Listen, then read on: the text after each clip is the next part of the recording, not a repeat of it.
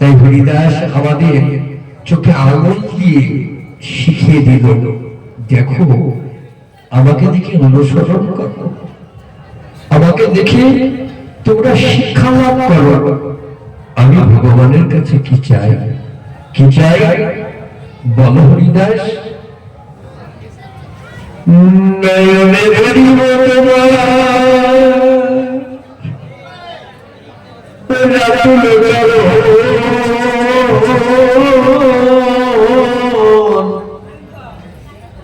আরে নয়নে দেখিব তোমার মধুবাবা চাঁদ বদন, জিভাই চারি বয়াবে শ্রীকৃষ্ণ চৈতন্য নাম। এই মতো মনে ইচ্ছা প্রভু আমি ছাড়িব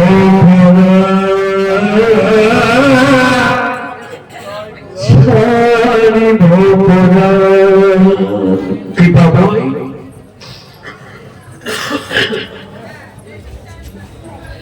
এই দিনটি আর একটা জিনিস হচ্ছে, আমি তোমার আগে যেতে চাই, তুমি লীলা সম্পন্ন করবে, আমি তোমার আগে যেতে চাই, বলো তুমি দেবে কিনা? হরিদাস হরিদাস এই তোমার চাওয়া, জগৎকে শিক্ষা প্রদান করা নিমিত্ত লীলাটা সমগ্র জগৎবাসীকে তিনি এই শিক্ষা প্রদান করলেন। সৃষ্টির সেরা জীব মানুষ, তোমার আয়ু নবী আজ পূর্ব দিগন্ত নেই, পশ্চিম দিগন্ত পাটে বসে গিয়েছে, তুমি তখনও চাইছো গাড়ি দাও, গাড়ি দাও। তুমি আমাকে দেখে শেখো না, তুমি আজ এই মহাকে হরির আসরে আসরে এসে বলো না নিতাই হাগৌ সারা জীবন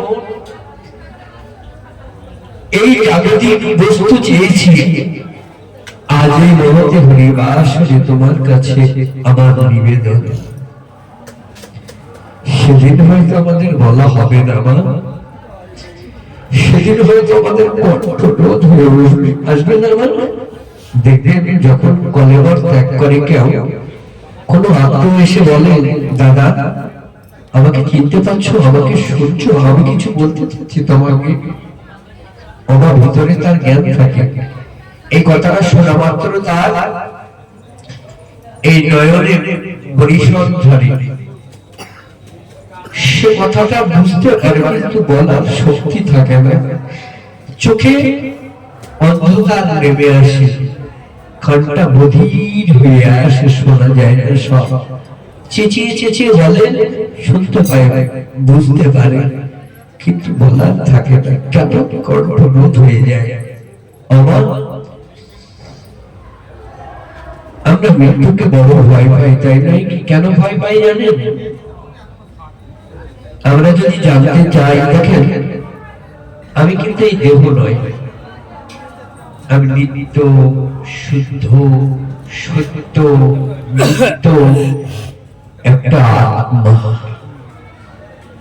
এর তো বিনাশ নেই, মরে না, পুরো পুরো জন্মায় না। এই তত্ত্বটা যে জানতে পেরেছে, কলিমার মধ্যে তার দুঃখ হবে না। কে জানতে পারে? বিজ্ঞ ব্যক্তি, যারা পণ্ডিত ব্যক্তি, তারা জানতে পারে। তাই তারা কলিমার ত্যাগ করার সময় হাসতে হাসতে চলে যায়। কিন্তু আমার মতো মাদিস যে বড় ভয় পায় মৃত্যুকে। কেন? সঞ্চয় তো কিছু নেই, পরবর্ত সঞ্চয় তো কিছু করিনি, সারা জীবন শুধু আমি আর আমাকে দিন তো বড় ভয়। কিন্তু যে তত্ত্ব জানতে পেরেছে, কি ভগবান বলেছে, মৃত্যুটা কি বাসাচ্ছি জীবনানি যেটা বিহাই নবানি গিন্নানি নর অপরাধে নিয়ে জাতীয় নবানি দেখি।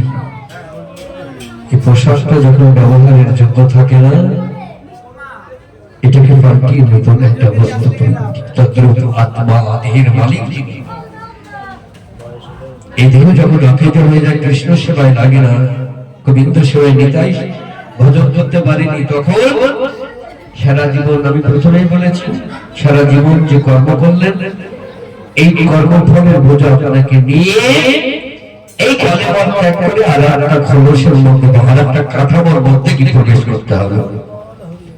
দুঃখের বিষয় বা প্রশ্ন হলো, ধরেন আপনি একটা সরকারি চাকরি করেন, প্রমোশন হতে হতে একদম শিখরে পৌঁছে গিয়েছেন, খুব মন দিয়ে শুনবেন, একদম শিখরে পৌঁছে গিয়েছেন। আচ্ছা, সেখান থেকে যদি আপনার ডিমোশন হয়, আপনি প্রথম স্তরের যে একদম দারোয়ান ছিলেন সেই স্তরে এসে যদি পৌঁছান, আপনি যে শীর্ষে পৌঁছেছিলেন সেই মান সম্মান থাকবে? সেই চাকরি সে করতে পারবে না। পারবে কি? অসম্ভব পারবে না। আমি কলেজরে বিনীত প্রার্থনা করবো না, আপনারা এই খোলস পাল্টাতে পাল্টাতে পাল্টাতে সৃষ্টি সেরা জীব হিসাবে ঘোষিত হয়েছেন। এই মানব একেবারে টপ লেভেলে পৌঁছিয়েছেন। এই টপ লেভেলে পৌঁছিয়ে যদি আবার সরকারি চাকরির মতন রাধান হন, মানে আবার যদি সেই পশু জনির মধ্যে,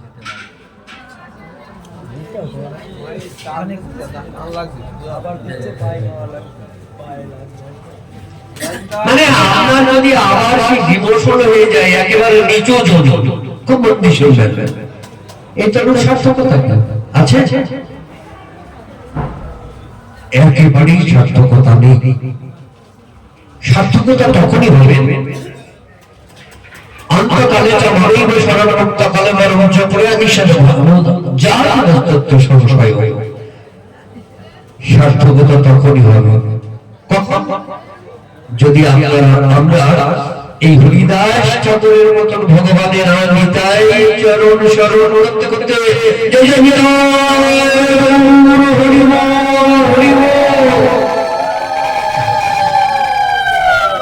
নিতাই চরণ স্মরণ করতে করতে, আমার গৌর চরণ স্মরণ করতে করতে, শ্রী গুরুদেবের চরণ স্মরণ করতে করতে, তুলসীর চরণ স্মরণ করতে করতে, গাভী মাতার চরণ স্মরণ করতে করতে, গঙ্গার চরণ স্মরণ করতে করতে যদি আমরা আমাদের প্রত্যেকটা জীবনটা পাল্টাই, তাহলেই তোমার সার্থকতা। প্রশ্ন আসবে, ঠিক আছে বাবা, ওই দিনই না হয় একটু করে নেব, সারা জীবনের যে সংস্কার, সারা জীবন যেটা আপনি করলেন এই সংসারের মাঝারে, সেইটাই পুরো পুরো মনে হবে। আপনার কি চোখে দেখছেন না, কান দিয়ে তথাপিও ওই বাসনা চিন্তা হবে। আর এই বাসনা বিষয়, বাসনার এই বিষ চিন্তা করাতে করতে যদি আপনি কলেবর ত্যাগ করেন, নিঘাত আপনাকে পশু জন্ম হয়ে জন্মাতে হবে। তাহলে যদি গোবিন্দর চরণ, আমার গৌর চরণ স্মরণ করতে করতে তোমরা ত্যাগ করতে পারি, তবেই জীবনের সার্থকতা। হরিদাস ঠাকুর চোখে আঙুল দিয়ে দেখে দিল সৃষ্টি সেরা জীব যদি ভগবানের কাছে চাইতেই হয়, আমার নিতাইয়ের কাছে যদি কিছু চাইতেই হয়, আজ বলো না, তিনি তো পতিত পাবন করুণায় অবতীর্ণ আমার নিতাই চান। বললো এই বেলাটা তুমি যদি আগে ধরে রাখো, এমন একটা মহৎ হরিবাসরের আসরেও মনে রাখো, আমি নিতাই বলছি, আমি পতিত পাবন করুণায় অবতীর্ণ হয়ে আমি নিতাই তোমাদের আশ্বাস দিচ্ছি। তোমরা বলো না বলো, আজকের বলাতে আমি আবার নৌকাতে জোর করে তোমাকে তুলে দেব, কিন্তু বলাটা যেন সঠিক হয়, বলাটা যেন সঠিক হয়। বলাটা যদি আমাদের এই আসরে বসে সঠিক ভাবে আমরা বলতে পারি, আমরা গোবিন্দ চরণ, আমার নিতাই চরণ অনায়াসে পাবো, এতে কোনো সন্দেহ নেই। তাই আজ হরিদাস ঠাকুর বলল, প্রভু গো, এই তিনটি চারটি জিনিস আমার চাওয়া। মহাপ্রভু বলল, ঠিক আছে হরিদাস, কিন্তু থেকে গেল কেন? মহাপ্রভুর তো যত সুখ ভক্তকে নিয়ে, মনে মনে চিন্তা করছে, হরিদাস আমার যে যত সুখ তোমাকে নিয়ে, তুমি তুমি যদি চলে যাও আমার কতটা কষ্ট হবে তুমি একবারও জানলে না, ভাবলে না? তুমি আগে চলে যেতে চাচ্ছ, তোমার কষ্ট হবে আমি চলে গেলে। তুমি যদি চলে যাও আমার কষ্ট, ঠিক আছে, ভক্ত মনোবাসনা পূর্ণ করাই তো আমার কাজ। আজ তোমাকে কিছু বলছি না, সিদ্ধান্ত পাল্টালে পাল্টাতে পারো। আজ আমি আসি, কাল প্রাতকালীন সময়ে আমি আসবো। মহাপ্রভু চলে গেলেন। মহাপ্রভু সারা রাত ধরে শুধু হরিদাসের কথাই চিন্তা করছে, সারা জীবন তা ধরে শুধু কষ্ট কষ্ট দুঃখ। এই হরিদাসকে ছিল আপনাদের জানা, স্বয়ং ব্রহ্মা। ব্রহ্মার প্রতিক্রম হলো, বৃন্দাবনে গেল, সখাদের কাঁদিতে গেল, এটুকু হলো তাতেই প্রতিক্রম হলো। স্বাস্থ্যকর্তা পদ অভিরাম হলো না, ব্রহ্মার ভুল হয়ে লীলার নিমিত্তে তিনি যেন ভুলে গেলেন। লীলাটা প্রকাশ হবে কি করে? লীলার প্রকাশ নিমিত্তে এই লীলাটা। যাই হোক, মহাপ্রভু চলে গেলেন গম্ভীরা। গম্ভীরা থেকে প্রাতকালীন সারা রাত চিন্তা করেছেন হরিদাস। সারাটা জীবন গৃহ নির্মাণ করে 3 লক্ষ জপ, কত যন্ত্রণা, কত আঘাত আমার হরিদাসের উপরে দিয়েছে। এই চিন্তা করতে করতে রাত অতিবাহিত হলো। কতকালীন সময় আসলেন হরিদাস। আজ একা আসেনি, অনেক পার্শ্বদ নিয়ে এসেছেন। হরিদাস নাম কীর্তন করতে করতে সিদ্ধান্ত কিছু বদল করলেন না প্রভু। সিদ্ধান্ত কিছু বদল করে আমি তোমার যেতে চাই। মহাপ্রভু আর কিছু বললেন না, শুনলেন না। উদ্ধার নিত্য সঙ্গী পাগল প্রাণে সমস্ত পার্শ্বদকে নিয়ে মহানাম সংকীর্তন শুরু করলেন। হরিদাসকে বেরিয়ে মাঝখানে রেখে, হরিদাসকে মাঝখানে রেখে মহানাম সংকীর্তন করছেন, যেন সর্বভক্ত ফল সব একাকার হয়ে যাচ্ছে। হরিদাস ঠাকুর মহাপ্রভুর হাতটা চেপে ধরে সম্মুখে বসানো। প্রভু আর তো সময় নেই, আমার কলেজের ত্যাগ করার সময় হয়েছে, তুমি আমার সম্মুখে বসো, তোমার আতুল চরণটা আমার বক্ষ মাঝে দাও। জিভায় শ্রীকৃষ্ণ চৈতন্য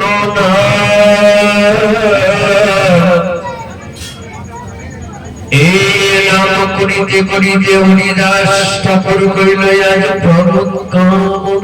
শ্রীকৃষ্ণ চৈতন্য হরিদাস করে বলে নবীর সাহিত্য হরিদাস কইল প্রাণকান। হরিদাস ঠাকুরের প্রাণকামন কালে শ্রীক্ষেত্র ধামে ভক্ত ছিল, সকলে মিলে দুটি বাহু তুলে মনের আনন্দে হরি বল হরি বল হরি বল হরি বল হরি বল। হরিদাস ঠাকুর চলে গেলেন। মহাপ্রভু ভাবে বিভোর হয়ে হরিদাস ঠাকুরের নিষ্প্রাণ দেহটা তুলে নিয়ে আজ কি বলছে জানেন? ও হরিদাস, প্রকটে তুমি আমাকে কোনদিন আলিঙ্গন করতে দেন না। হরিদাস, যতবার আমি আলিঙ্গন করতে গিয়েছি আমার তাপিত হৃদয় শীতল করার জন্যই তুমি বাধা দিয়েছো, কত ছলনা করেছো। আমার মতো পাপিষ্ঠ নেই, আমি নরকের কীট, আমি মেলেছিলাম, কত কথা বলেছ। আর নিষেধ করবে না? আজ আমি তোমাকে বারবার আলিঙ্গন করবো, তোমাকে চুম্বন করবো, তুমি নিষেধ করবে না? আজ তো নিষেধ করবে কে? আজ তো নিষেধ করার কেউ নেই মা, তাই নাই কি মাগো? আমার পাখিটা যখন উড়ে যাবে সকলে আপনাকে বেরি করে কান্নাকাটি করবে। আপনার প্রিয় জনরা কেউ মা বলে কাঁদবে, বাবা বলে কাঁদবে, সাড়া দেবেন না। কেন সাড়া দেবেন না? প্রাণ পাখি নেই, তাই তাহলে প্রাণ রাখি আমাদের গোবিন্দ হৃদয় মাঝে বসে আছে বলে আমাদের এত দেহের গৌরব, তাই নয় কি? তিনি যখন থাকবে না, চোখ থাকবে, মুখ থাকবে, কান থাকবে, হাজার ডাকলেও আমরা সাড়া দেব না। দেব কি? সাড়া দেব না। তাই হরিদাস ঠাকুরকে বারে বারে চুম্বন আলিঙ্গন করছে, ভক্তরা তাকে শক্ত করো, প্রভু কৃপাময়, করুণা করো, দয়া করো, এমন করছো কেন তুমি? ভক্ত বাৎসল্যকারী ভগবান তুমি বটে, কিন্তু ওর তো নিষ্প্রাণ দেহ শান্ত করার একটা খাটিয়া নিয়ে আসলো, সুন্দর করে সাজিয়ে হরিদাস ঠাকুরকে খাটিয়ার মধ্যে দিয়ে জগতে নিয়ে যায় না মা? সুন্দর করে সাজিয়ে নিয়ে যায়। একটা শব্দই সাজিয়ে রাখার সম্পদ, সমস্ত সম্পদ চিরদিনের মতো বিদায় নিয়ে এক সম্পদ 7 কোটি। আর একটা কি? প্রাণটা, নামটা, আর সারা জগতের যে পূর্ণ বা পাপ ফল, এটা আপনার সঙ্গে যাবে। কি বলে ওর? বলো হরি হরি বল। সেই নেতাটা যখন যেন জানাতে চাই, কি জানাতে চাই? হরি বলবো বলে এসেছিলাম, প্রতিজ্ঞাবদ্ধ ছিলাম বটে, কিন্তু হরি বলা হয়নি। সৃষ্টির সেরা জীব আমি, এই অন্তিম সময়, আমি যাওয়ার সময়ও দেখবেন চারজনে যখন বলা হরি হরি বল দিতে দিতে নিয়ে যায়, তখন ওই মাথাটা একবার এদিক ওদিকে যায়। সে যেন তখনও বলতে চায়, আমার তো হরি বলা হলো না, হরি বলার জগৎ পেয়েছিলাম বটে, কিন্তু হরি বলা হলো না। তোমরা যেন আমার মতো ভুল করো না। তাই সে যেন জানিয়ে বলতে দিতে যায়, বলো হরি হরি বল, বলো হরি হরি বল, এটাই তো শেষের সম্পদ। হরিদাস ঠাকুরকে নাম করতে করতে নিয়ে গেল মহাসমুদ্রে স্নান করাইল। মহাসমুদ্রে যখন স্নান করাইল, মহাপ্রভু তার জন্য উত্তোলন করে উল্লরে সমুদ্র তীর্থ ছিল, মহাসমুদ্রে মহাতীর্থে পরিণত হল। হরিদাস ঠাকুরকে স্নান করিয়ে দাদার সঙ্গে তিলক ডোর গভীর দিনে বালুকায় গর্ত করে তাকে শোয়াইল, বালুকার পিণ্ডা দিল সকলে। মহাপ্রভু ভাবে বিভোরা হলেন। জগন্নাথে গিয়ে তখনও চোখে জল ফেলে বলছে, জগন্নাথ আমার হরিদাসের ইচ্ছা হলো, আর তুমি তাকে নিয়ে চলে গেলে, একবারও ভাবলে না আমার কত কষ্ট। হরিদাসকে নিয়ে আমার কত স্বপ্ন, কত আনন্দ। জগন্নাথের কাছে বলছে শিক্ষার নিমিত্তে হরিদাস ভক্তের শিরোমণি, ভক্তের চূড়া, তার যখন ইচ্ছা হয়ে চলে গেল, আমার যে বেদনা বড়। অনেক আত্মনাদ করলো, আত্মনাদ করলো। বলল বিহারী হরি, তিনি কি করলেন? বলেছেন আমার শত সহস্র লোক দেবে যার চরণ সেবা করে, 33 কোটি দেবতার সেবায় রত, সকলেই তার আজ্ঞাবাহী চাকর কিঙ্কর দাস।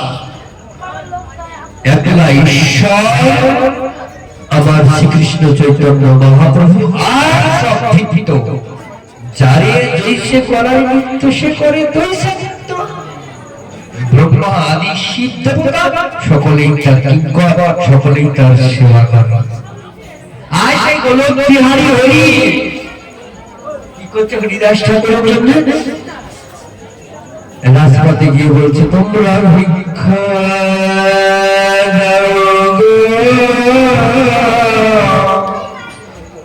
নীলাচল বাসী ওগো যার চরণ পাওয়ার আসে, সহস্র লক্ষ্মী দেবী 33 কোটি দেবতা চরণ সেবায় রত থাকে। আরে সেই গৌর হরি কাঁদিছে,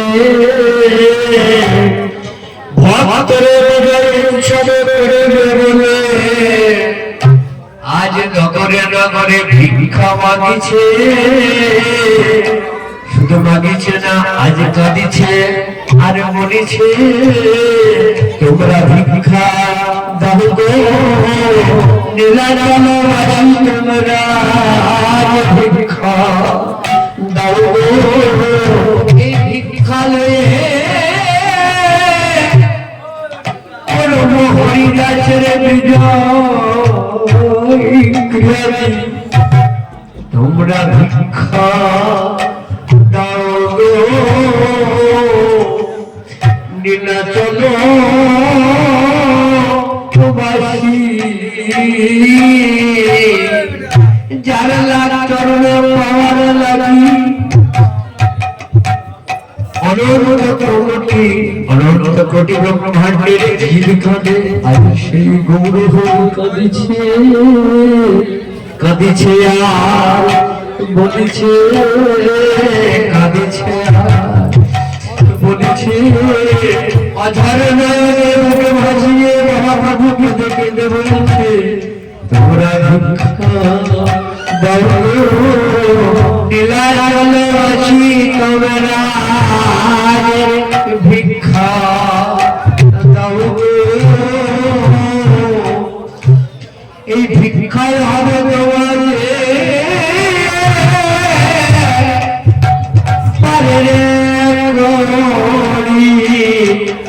এই ভিক্ষা দাও নীলাচল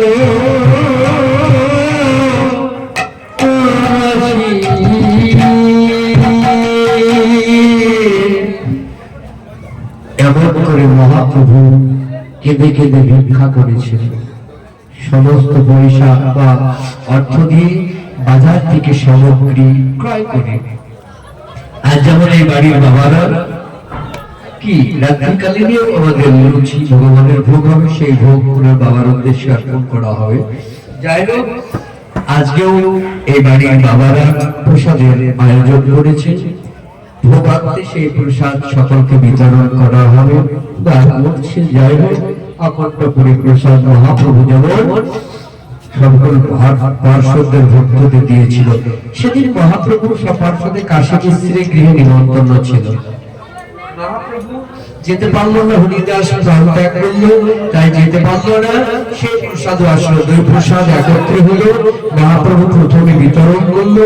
মহাপ্রভুর এক একজনা 5 জনের 10 জনের পাতে দিচ্ছিল। ভক্তরা তাকে সান্ত্বনা করালো। গুরুবর্গরা বসছিল না, মহাপ্রভু বসলেন, গুরুবর্গরা সব বসলেন। সকলেই অনন্তপুরে প্রসাদ পেলেন। সকলেই কণ্ঠপুরে অনন্তপুরে প্রসাদ পেলেন। হ্যাঁ তোমার হয়ে গেছে।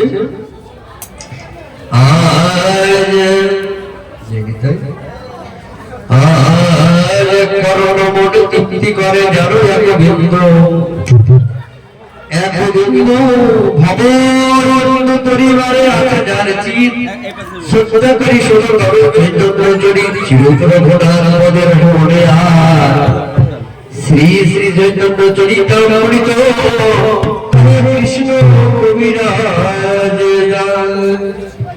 লীলার লহরী কথা এখানেই রইল প্রেমানন্দ ভক্ত বড় সকলিয়া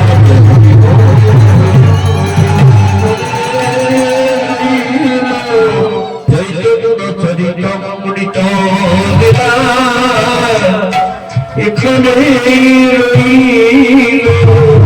চৈতন্য চরিত অমৃত হরে কৃষ্ণ কবিরাজ কৃষ্ণ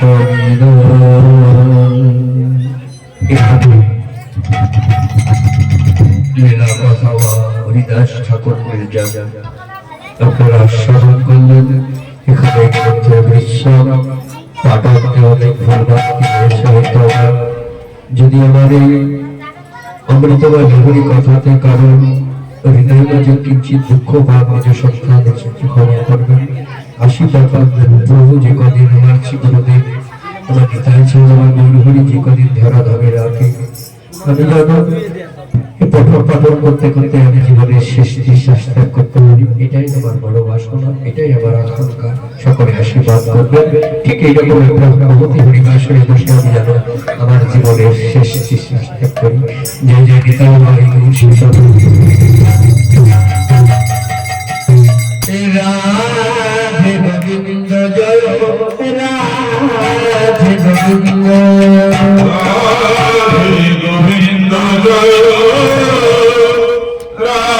রাধে গোবিন্দ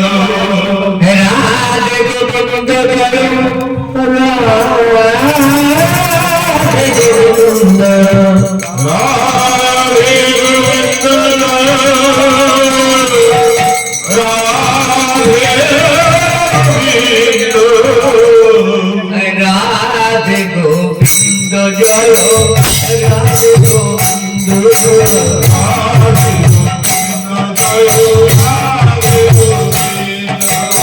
আসে করে বিনোদিনী মধুর চন্দ্র জয়